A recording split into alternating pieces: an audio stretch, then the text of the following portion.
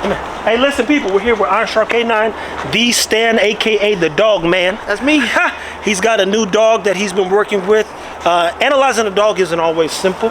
It takes some time, and even more importantly, it takes commitment, would you say? Yes, sir. Here you go. So we're gonna put a little, what's his name? I'm gonna call him Juice. This old Juicy. Little Juicy J. A little Juicy J, man. He's a what, pit bull? Yes, sir. A pit bull, people. Stan's been working with him, seeing if he wants to keep him or if he wants to push him. He needs a successor, if you would. Oh, Rocco the Don, it's getting old, boy. Yeah. That brother getting old, y'all. He is old. You can just tell he's slowing down just a little bit. He still want to go, but... And that's common, though, because a working dog's life is always sped up in general. So you got to just... For one, you got to preserve, if you would, and then take care of him. So today, what you're gonna watch is some things that he's doing. How long you been working with this dog? I had him 10 days now. 10 days. The dog's already coming along. I love a smart dog, so yeah, enjoy. Nice dog. He's fun. He just need to get. You doing all this grass? All this grass, my nigga? He said he used to live on concrete. Damn, he's still going. He's a shooter. Hey, the dog. He's not talking. The dog. Goodness gracious. All right, now get it back on stand. So right now I just want to develop a relationship with him, so I haven't really been asking him too much, just giving him some motion, playing games with him, giving him treats. He really loves his tugs, sacks, things like that. So we've been using that, but I want to get him interested in me. So I've been using treats, and that's what we're going to try to do. You see he's interested in the tug over there. He already sees it, he can smell it. So now we're just going to go. Hey! Good boy, yes! And just marking the behaviors. So he starts understanding that good stuff comes from him. Attaboy.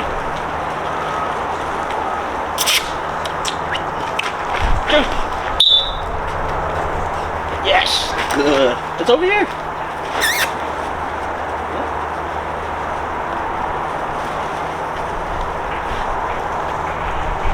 So you only want to really work with the dog when they're paying attention to you. You want to be able to control the outcome. If you can't control the outcome, you're hoping. You're not getting the results that you want. So in this case, he really wants this tug over here, so we're going to get our interest up by having the tug.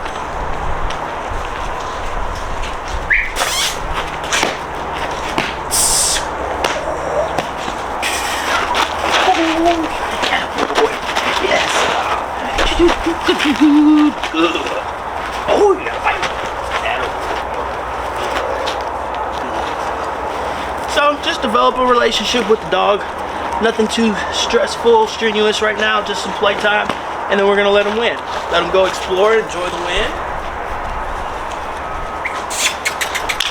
Good boy, good job, yes. Woo. Out. Woo. Yes, our baby. Good boy, come.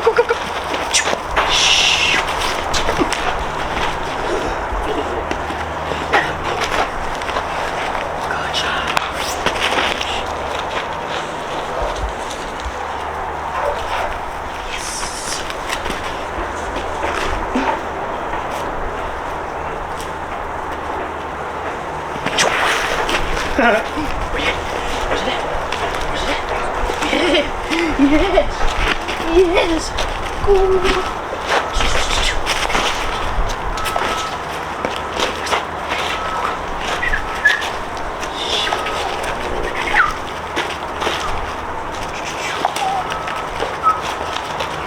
Good boy. Yes. Good.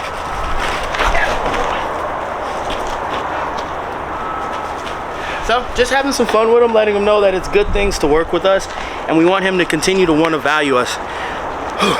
Us meaning you as the owner. Me as an owner, as a handler, yes. I want him to know that I'm a good person. We're gonna have fun. When he listens to commands, out. Yeah! Marking the behaviors with good things. A couple things too, people. Listen, there's a lot of good dog trainers, and I like everybody's way. I understand it. I understand if a motherfucker's an e-collar trainer, prong collar trainer, whatever. I personally, like I said, I didn't know dog training was a thing, even though I know dog trainers existed. I was raised around men who loved their dogs, and the dog loved them, and because of love, that dog would do anything for him. So my personal preference in the ways in which Stan trains is because he builds a bond and connection to his dog. And that doesn't mean we might not throw the prong collar on there to get a correction at times. But the primary function and ways in which I like to work with my dogs is to build trust, and that trust is not built, in my opinion, just my experience, how I'm gonna do things always in my house, as they say. As far as as for me in this house, we're gonna serve the Lord. says the Bible. Yep. I'm gonna do it with love, care, consideration, and that doesn't mean we again don't scold the dog when there's time or discipline the dog when it needs to be disciplined. I just think there's a better way. And I could get my girl Coco back in the day, which is 13 years ago, had 5 other dogs, and I bought 5 more dogs, and then I bred a litter of 10, and you start going down the line. All my dogs did everything. I never even put a collar on a dog that she produced called Ace, and Ace was her son. And a guy who didn't know, I don't know if the dude knew my name, walked out of the boxing gym because I had Ace there, and Ace wasn't even on a leash. Wherever I went, if I went to the top of this fence, Ace would go there. Because there was a bond there was a love there was an affection there that, again, I didn't even know that prong collars and stuff was a thing at the time. Because my dogs always will and always have trusted who the fuck I am.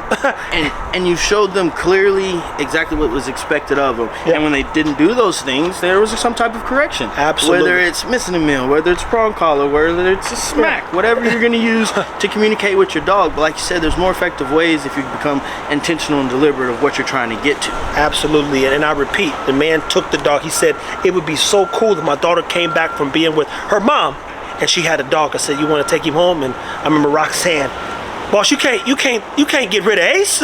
I said, if it makes that child's life better, then Ace has got to go, man. It'll be okay. I can do this again. And I'm back in breeding because, like I said before, I could do this again. And here we are yet again. I've got a dog named Ego who's doing exactly what I told people he was going to do, and we're only at the beginning. So again, I love this particular style of training because it's the way in which I've trained all my dogs for years. My 90-year-old grandmother could tell Anaya to come back.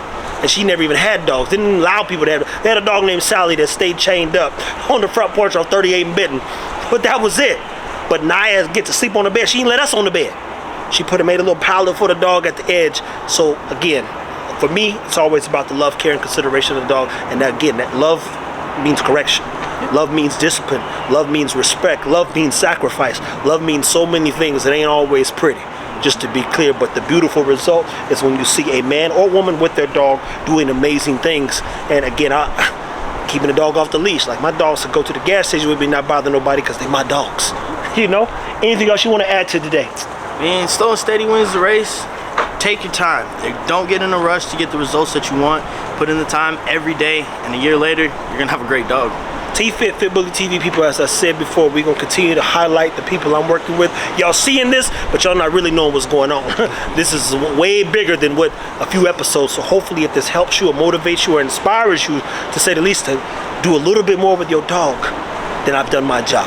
And if you have any questions, don't hesitate to reach out to myself or Trevor. Yeah, I am Stan on all platforms for the most part. Yeah, and Ironsharp K9 on YouTube. There you go. And again, he'll be posting the same stuff I'm posting.